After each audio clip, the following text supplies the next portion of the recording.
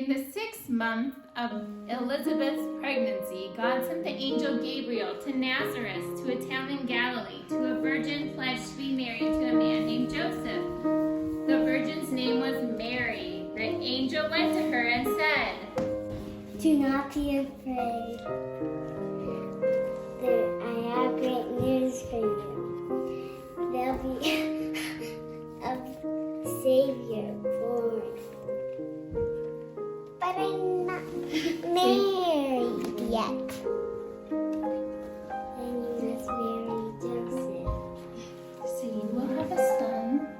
You will have a son, and you will name him Jesus. Good job. He will be God's son." And then the angel visits Joseph. It's okay for you to marry Mary because she's having God's son.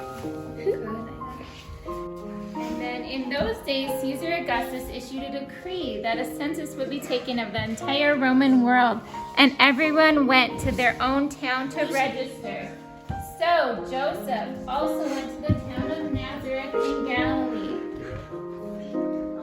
He went there with Mary, who was pledged to be married to him and was expecting a child.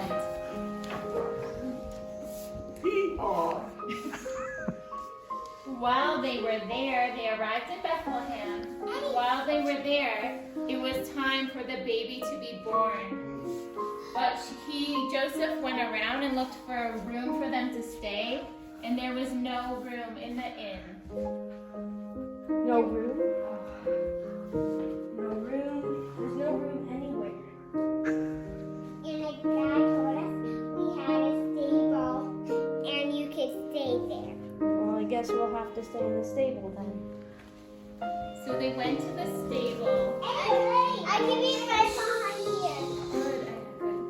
And then the time came for the baby to be born. Oh, I got to be. Mary gave birth to her firstborn, a son. Oh, she wrapped him in cloths and placed him in a manger because there was no room available for them.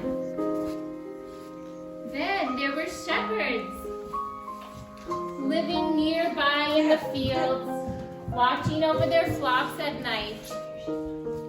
And an angel of the Lord appeared to them, and she said, "Do not be afraid. I brought great news to you. A Savior is born." and this is a sign we will find him lying in a manger. So we traveled to visit the baby Jesus, the newborn king. And suddenly there was a great host that appeared with all the angels, and they were praising God and saying, Glory to God in the highest, and on earth peace to those whose favor rests.